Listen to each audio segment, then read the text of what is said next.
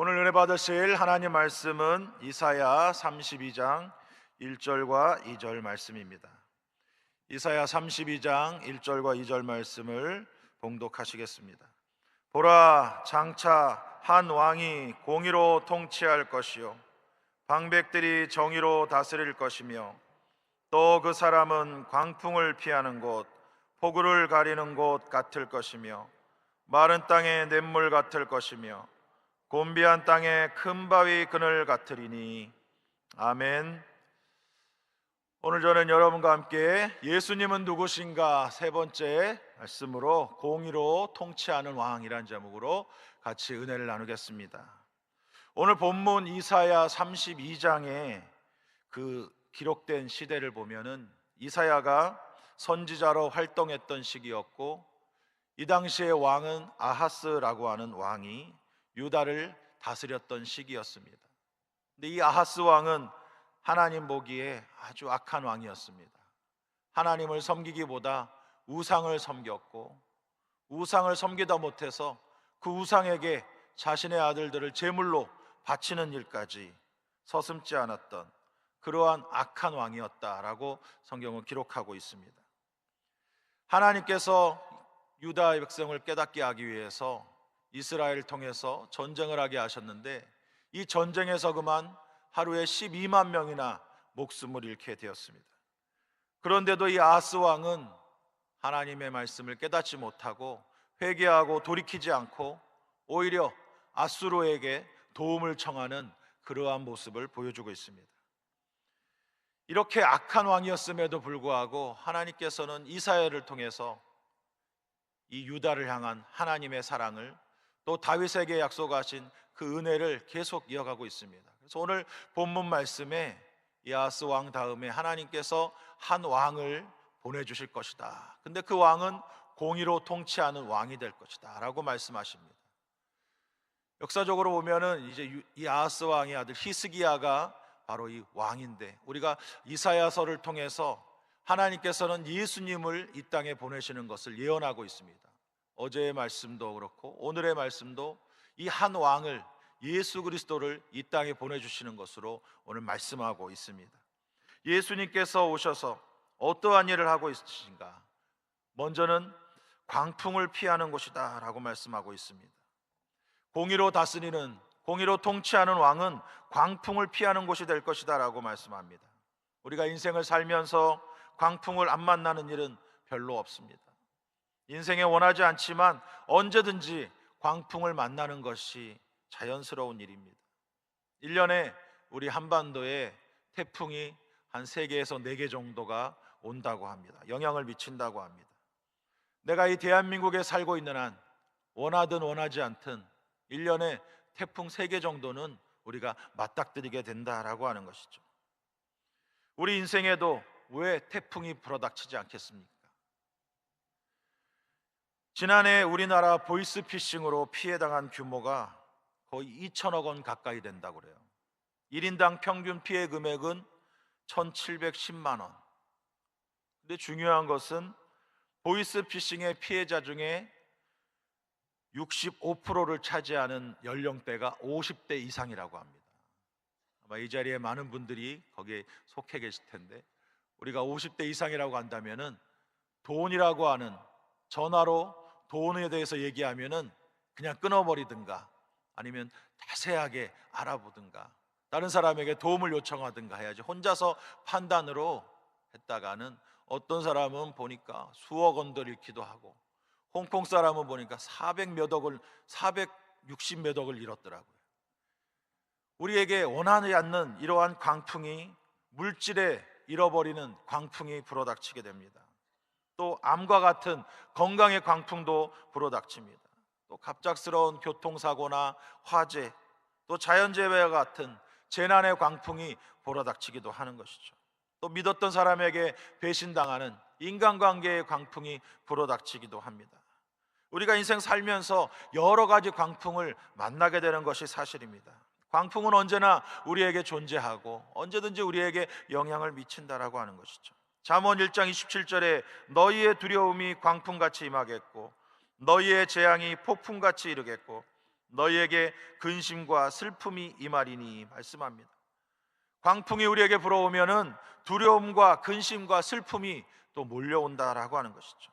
이때 수많은 사람들은 자포자기하거나 술에 의지하거나 또 약물에 의지해서 이 두려움을, 근심을, 슬픔을 이겨내 보려고 합니다.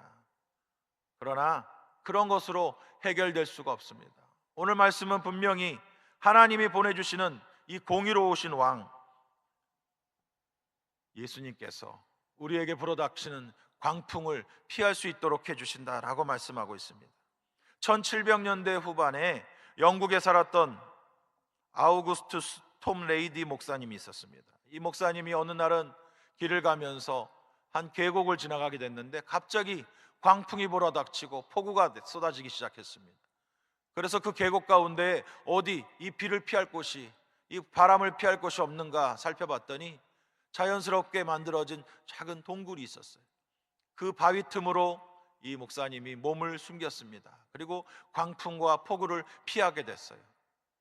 근데 그렇게 광풍을 피하고 있을 때에 갑자기 머릿속에 하나님이 주시는 시상이 떠올랐어요. 그래서 갑자기 메모지를 찾는데 메모지가 없는 거죠.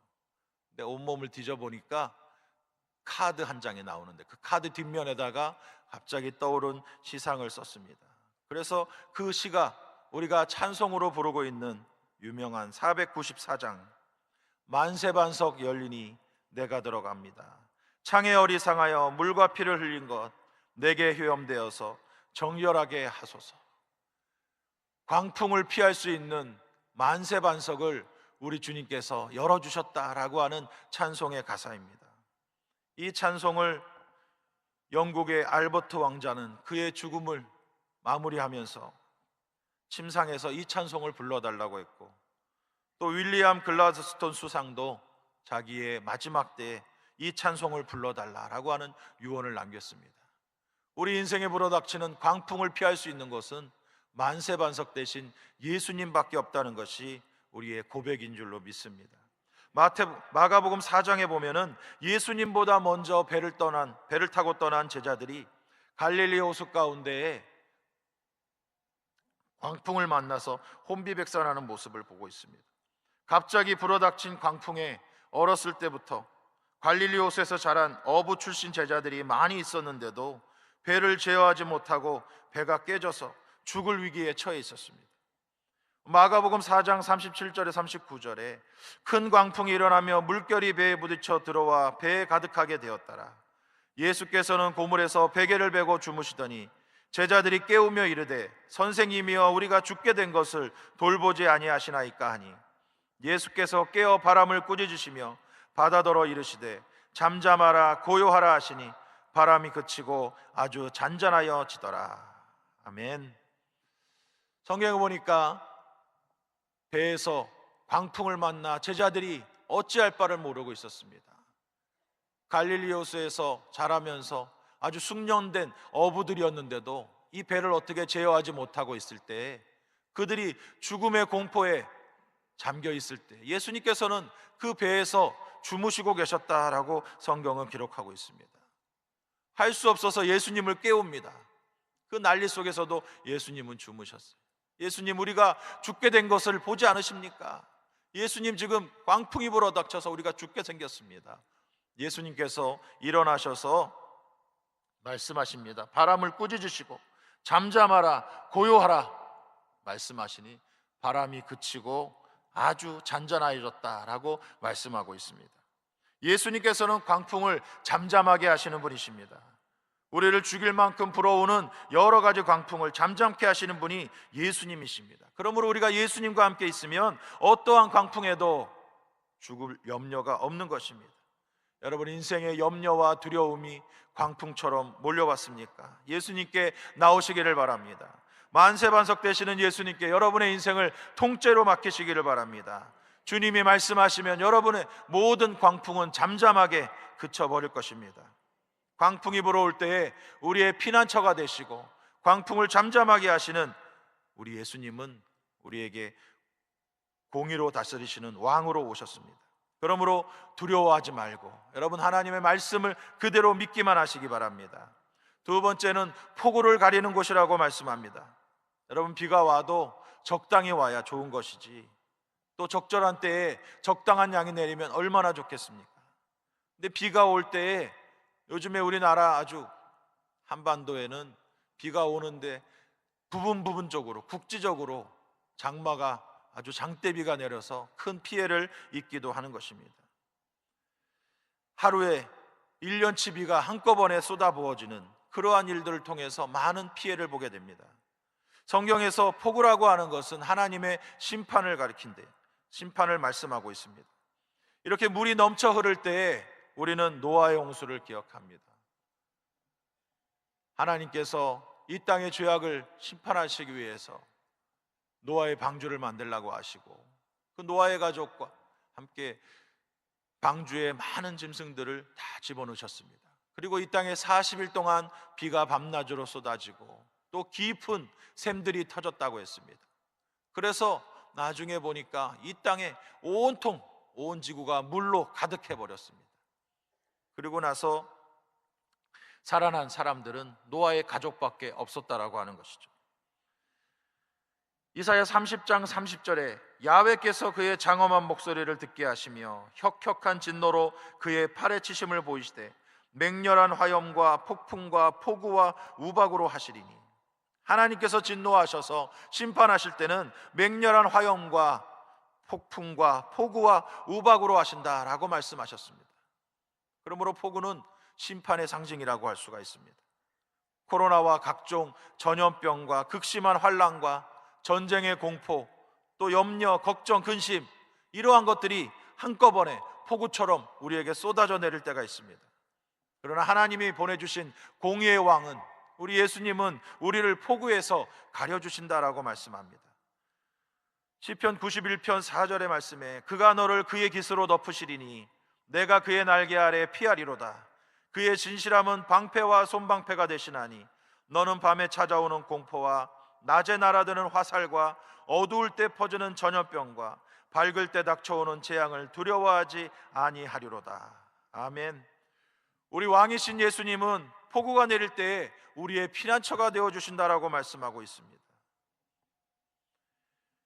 폭우 속에서 한 다큐멘터리를 보니까 쇠제비 갈매기가 시와오에 둥지를 틀고 있는데 평지에다가 둥지를 틀었어요. 근데 폭우가 내리기 시작합니다. 그 둥지가 다 잠겼어요.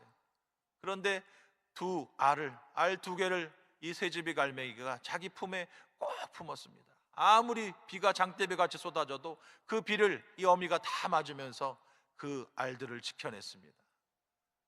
며칠 후에 다시 찾아가 보니까 그 알에서 쇠제비 갈매기 새끼가 2마리가 부화하는 것을 영상으로 본 적이 있습니다. 여러분, 아무리 강한 폭우가 쏟아진다 할지라도 우리 예수님께서는 우리 택하신 자들을 주님의 날개 아래 보호하여 주시고 지켜주시는 줄로 믿습니다. 밤에 찾아오는 공포, 낮에 날아드는 화살, 어두울 때 퍼지는 전염병, 밝을 때 닥쳐오는 재앙이 온다 할지라도 두려워하지 않을 것은 우리 주님께서 이 폭우 가운데 우리와 함께 하시고 우리를 지켜주시기 때문입니다. 그러므로 여러분, 아무것도 염려하지 마시기를 바랍니다. 로마서 8장 38절에 내가 확신하노니 사망이나 생명이나 천사들이나 권세자들이나 현재일이나 장래일이나 능력이나 높음이나 깊음이나 다른 어떤 피조물이라도 우리를 우리 주 그리스도 예수 안에 있는 하나님의 사랑에서 끊을 수 없으리라. 아멘. 우리를 우리 주 그리스도 예수 안에 있는 하나님의 사랑에서 절대로 끊을 수 없다라고 강력하게 말씀하고 있습니다. 어떠한 세상의 폭우나 환란, 걱정, 근심도 우리를 주님의 사랑에서 끊을 수 없는 줄로 믿습니다. 힘들고 어려운 폭우가 쏟아질수록 우리 하나님께서는 택하신 자녀들을 그 날개 아래 더 꼭 품어주시고 알이 밖으로 빠져나가지 않도록 그 쇠제비 갈매기가 날개로 자꾸 안으로 모아들이는 것처럼 우리 하나님께서도 여러분을 끝까지 폭우 가운데 지켜주실 줄로 믿습니다. 그분이 바로 우리 예수님이십니다. 세 번째로 마른 땅에 냇물 같다 말씀하고 있습니다. 여러분, 혹시 6월 17일이 무슨 날인 줄 아십니까? 1994년부터 6월 17일을 사막화 방지의 날로 제정했습니다. 전 세계가 위험할 정도로 사막화가 진행되고 있기 때문에 해마다 600만 제곱킬로미터의 그 면적이 사막화가 되고 있다라고 하는 것입니다. 며칠 전 뉴스에 보니까 이 사막화된 땅을 다시 복원하기 위해서는 2030년까지 최소 우리 돈 3,650조 원이 필요하다라는 계산이 나왔습니다. 여러분, 가뭄 속에 전국에 내리는 5mm 정도의 그 비의 그 값어치가 2,500억 원 정도 된다고 합니다. 이 땅이 막대한 돈을 쏟아부어서 사막화되는 것을 막을 수 있다면 좋겠지만은, 아무리 물이 많이 흘러도 그 물이 점점 말라버리게 된다면 그 사막화가 되는 것을, 황폐하게 되는 것을 막을 수가 없는 것이죠. 생명이 살 수가 없는 곳이 되어버리는 것입니다. 왜 인생이 목말라 갑니까? 돈도 많이 벌고 명예도 가지고 자식도 먹고 잘 사는데 왜 인생이 이렇게 덧없고 허무하게 생각되는 것입니까? 마음이 메말라 가기 때문입니다. 생수의 근원이 되시는 예수님을 버렸기 때문입니다.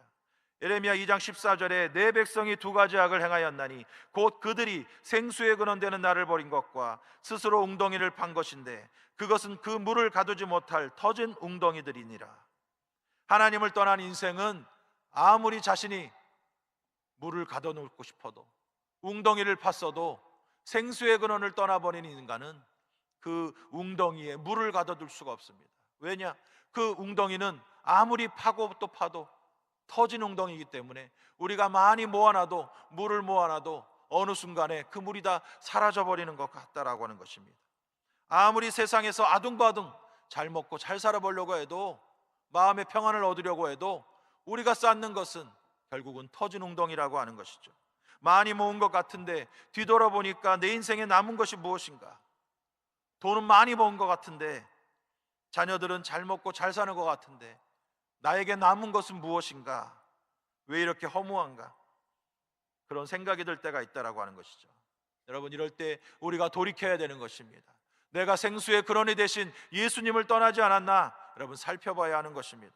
우리에게 오시는 공의의 왕은 우리에게 마른 땅에 냇물이 되어 주신다고 말씀합니다. 요한복음 7장 37절에 명절 끝날고 큰 날에 예수께서 서서 외쳐 이르시되 누구든지 목마르거든 내게로 와서 마시라. 나를 믿는 자는 성경에 이름과 같이 그 배에서 생수의 강이 흘러나오리라 하시니.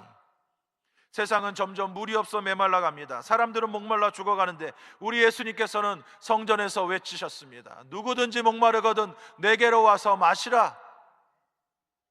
나를 믿는 자는 그 배에서 생수의 강이 흘러나리라 말씀하고 있습니다. 여러분, 예수님께 나와야 우리 인생의 목마름을 해결할 수 있습니다. 예수님께 나와야 그 배에서 생수의 강이 흘러 넘치게 되는 것을 믿습니다. 예수님께 나오면 허무한 인생의 목적을 찾고, 기쁨을 찾고, 낙심한 사람이 힘을 얻고, 문제 있는 사람이 문제 해결을 받는 것입니다. 메마른 사막에는 나무도 꽃도 살 수가 없습니다. 짐승들도 다 떠나버리게 되고 메말라 버리게 되는 것입니다. 예수님이 생수가 되시면 우리의 인생이 에덴 동산이 되는 것입니다. 사막에 샘이 넘쳐 흐르게 되는 것입니다. 사막에 샘이 넘쳐 흐르면 사막이라 할지라도 다시 꽃이 피고 나무가 자라게 됩니다. 그렇게 되면 떠났던 짐승들도 돌아오게 되고 사람도 살 수 있게 되는 것입니다. 우리 인생에 주님께서 주시는 에덴 동산의 축복이 여러분에게 넘치시기를 주님 이름으로 축복합니다. 네 번째로 곤비한 땅에 큰 바위 그늘이 되신다라고 말씀하고 있습니다. 여러분, 인생이 얼마나 피곤합니까? 피곤의 연속입니다. 특히 현대인에게 제일 고질적인 병이 곤비한 것, 피로라고 하는 것이죠. 그래서 현대인들이 새벽 예배 나오는 것을 매우 힘들어합니다. 그러나 이 자리에 계신 모든 분들은 하나님의 은혜로 이 자리에 나와 있는 줄 믿습니다. 어떤 제약회사의 선전에, 헛개차 선전에 이런 말이 있었죠. 떡은 사람이 될 수 없지만 사람은 떡이 될 수 있다. 이런 말이 있어요. 얼마나 사람이 지치고 힘들어서 떡처럼 축축 늘어진다라고 하는 것이죠. 매일 새벽에 나가서 밤늦게 돌아와도 인생은 쉬는 것이 아닙니다. 마음의 스트레스와 육체의 피곤함이 이루 말할 수가 없는 것이죠. 인생에 살아가는 것이 매일매일이 고된 인생이라고 하는 것이고, 매일매일 피곤함만 더 쌓여가는 곤비한 인생이라고 하는 것입니다. 김영석 교수님은 이러한 인간의 역사를 평가하면서 인간의 역사는 낭비의 역사다라고 말씀했습니다. 탐욕과 이기심에 사로잡힌 인간이 이 땅의 것을 계속해서 자기 만족을 위해서 들이부어도 사용해도 그 모든 것은 아무것도 이루지 못하는, 결국 허무함만 남는 낭비의 역사다라고 결론을 지은 것이죠. 그 낭비의 역사를 끝내기 위해서 우리는 하나님 앞에 나와야 한다라고 하는 것입니다. 이사야 40장 28절에 너는 알지 못하였느냐, 듣지 못하였느냐, 영원하신 하나님 야훼 땅끝까지 창조하신 이는 피곤하지 않으시며 곤비하지 않으시며 명철이 한이 없으시며 피곤한 자에게는 능력을 주시며 무능한 자에게는 힘을 더하시나니 소년이라도 피곤하며 곤비하며 장정이라도 넘어지며 쓰러지되 오직 야훼를 앙망하는 자는 새 힘을 얻으리니 독수리가 날개치며 올라가 같을 것이요 다른 박질하 해도 곤비하지 아니하겠고 걸어가도 피곤하지 아니하리로다. 아멘. 오직 야훼를 앙망하는 자는 새 힘을 얻는다라고 말씀합니다. 피곤한 자에게 능력을 주시고 무능한 자에게 힘을 더하시는 우리 예수님이 우리와 함께 하시기 때문에 우리는 더 이상 곤비한 자가 아닌 줄로 믿습니다. 이스라엘 광야를 한여름에 가본 적이 있습니다. 차의 온도계가 42도가 넘어요. 밖은 너무나 뜨거워서 잠시도 서 있을 수가 없습니다. 그러나 이 광야에서 계속 이런 무더위만 된다면 사람이 어찌 살겠습니까? 사해로 가는 길 중에 엔게디라고 하는 곳이 있습니다. 그 광야에 물이 흐릅니다. 계곡이 있습니다. 그 물이 흐르니까 많은 나무들이 자라게 됩니다. 그늘이 생깁니다. 그곳에서 그 광야의 뜨거움과 목마름을 해결할 수 있다라고 하는 것이죠. 시원한 바위 그늘 밑에 흐르는 시원한 물, 우리에게 그늘이 되어주시는 예수님을 보여주고 있다라고 말씀하고 있는 것입니다. 창세기에서 보니까 에덴 동산에서 쫓겨난 인생이, 아담과 하와의 인생은 결국은 수고하는 인생이 되었다라고 말씀하고 있습니다. 땀을 흘리는 수고를 해야 먹고 살 수 있게 되었기 때문입니다. 여러분 인생이 여러분이 짐을 여러분이 지고 가면 얼마나 수고하고 힘듭니까? 우리 주님은 그 짐을 가지고 나에게 오라라고 말씀하십니다. 마태복음 11장 28절에 수고하고 무거운 짐진 자들아 다 내게로 오라 내가 너희를 쉬게 하리라. 내가 너희를 쉬게 하리라. 공고한 인생, 주님께 나오면 주님이 쉼을 주신 줄 믿습니다. 우리 주님이 뜨거운 태양 아래 사는 공고한 인생에게 쉴 수 있는 그늘이 되어 주신다라고 말씀합니다. 단단한 반석이 되셔서 누구든지 주님 앞에 나오는 자에게는 그늘을 제공해 주시고 새 힘을 얻도록 해 주신다라고 말씀합니다. 그러므로 여러분 매 주일 예배마다 또 이 새벽마다 주님 앞에 나와서 여러분의 지치고 힘든 마음을 주님의 그늘 아래서 새 힘을 얻으시기를 주님 이름으로 축복합니다. 내가 예배드리는 그 시간이 귀하고 귀한 것은 이 세상 어디에서도 내가 힘을 얻을 수 없지만 주님 앞에 나와서 엎드릴 때에 예배 가운데 찬양하고 기도할 때에 우리 하나님께서 우리의 피곤한 인생을 새롭게 해주시고 독수리 날개치며 올라같은 새 힘을 더해 주시기 때문입니다. 항상 예배를 더 사모하고 예배 시간마다 여러분이 항상 새 은혜를 받으시기를 주님 이름으로 축복합니다. 찬송가 70장에 보니까 피난처 있으니 환난을 당한 자 이리 오라 땅들이 변하고 물결이 일어나 산 위에 넘치되 두렵지 않네. 여러분 인생을 살아가면서 누가 여러분의 피난처가 되십니까? 오늘 이사야가 말씀하고 있는 한 왕, 우리에게 오셔서 공의로 통치하시는 예수님께서 우리의 인생의 피난처가 되시고 또 메마른 땅에 냇물이 되어주시고 우리의 광야 같은 인생길에 그늘이 되어주시는 우리 주님이신 줄로 믿습니다. 그 주님의 사랑은 어느 누구도 소외되지 않습니다. 주님 앞에 믿음으로 나오는 자를 주님은 끝까지 보호해 주시는 줄 믿습니다. 오늘도 여러분의 남은 인생도 피난처 되시는 공의로 통치하시는 하나님의 은혜 가운데 승리하는 여러분 되시기를 주님의 이름으로 간절히 축원드립니다. 살아계신 아버지 감사합니다. 어느 누구도 빼놓지 않고 주님 앞에 나오는 자 주님의 날개 아래 보호하여 주시니 감사합니다. 광풍과 폭우를 피하게 하여 주시고 메마른 땅에 냇물로 우리의 목을 축여주시고 주님이 또 메마른 땅에 그늘 되어 주셔서 우리를 쉬게 하시고 새 힘 얻게 하시니 감사합니다. 오늘도 주님의 은혜 감사하여서 아버지 앞에 이 새벽에 나와 기도하오니 주님 우리에게 독수리 날개치며 같은 새 힘을 더하여 주시옵소서. 오늘도 문제에 있어서 가슴에 손을 얹고 아픈 곳에 믿음의 손을 얹었습니다. 우리 하나님 아시지요? 주님께서 우리의 모든 광풍을 잠잠케 하여 주시옵소서. 우리 인생의 폭우를 잠잠케 하여 주시옵소서. 우리를 보호하시고 지켜 주시옵소서. 나사렛 예수 이름으로 명하노니 각 가정의 모든 문제는 떠나갈지어다. 불신앙은 떠나갈지어다. 가정 형제 자녀들 다 구원받을 떠나갈지어다. 불순종은 떠나갈지어다. 물질의 문제 해결될지어다. 인간관계 문제 해결될지어다. 장막의 문제가 해결될지어다. 사업의 문제가 해결될지어다. 자녀들의 앞길이 열릴지어다. 예수 이름으로 직장이 열릴지어다. 예수 이름으로 믿음의 짝을 만나 가정을 이룰지어다. 가정마다 태문 열릴지어다. 나사렛 예수 이름으로 명하는 머리부터 발끝까지 모든 암덩어리는 녹아질지어다. 흔적도 없이 사라질지어다. 모든 종양은 떠나갈지어다. 모든 염증은 뼈 마디마디에서 떠나갈지어다. 허리, 척추, 모든 디스크가 건강하게 될지어다. 모든 통증이 사라질지어다. 내 혈관 세포가 건강할지어다. 뇌졸중, 치매, 파킨슨병 다 떠나갈지어다. 심장혈관 세포가 건강할지어다. 혈액순환이 잘 될지어다. 예수 이름으로 오장육부가 다 튼튼할지어다. 소화가 잘 될지어다. 불면증, 또 여러 가지 우울증, 강박증, 공황장애, 모든 정신병은 떠나갈지어다. 미움, 다툼, 원망, 시기, 질투 떠나갈지어다. 걱정, 의심 물러갈지어다. 하나님 주시는 평안과 기쁨이 넘치게 될지어다. 하나님이 주신 은혜를 누리게 될지어다. 하나님 은혜에 감사하여 오늘도 감사함을 드린 손길 주님 기억하여 주시고, 하나님 영광에 귀하게 쓰이고, 또 드린 손길은 주님 나라 갈 때까지 이 땅에서 부족함 없는 인생으로 하나님께서 누르고 흔들어 넘치도록 하여 안겨 주옵소서. 아버지 하나님, 오늘도 주의 은혜로 가득한 날 되게 하시고, 내일 복된 주일에 주의 응답과 은혜가 치료가 넘치도록 채워 주시옵소서. 예수님 이름으로 감사하며 축복하며 기도드립니다. 아멘. 하늘에 계신 우리 아버지여, 이름이 거룩히 여김을 받으시오며 나라가 임하시오며 뜻이 하늘에서 이루어진 것 같이 땅에서도 이루어지이다.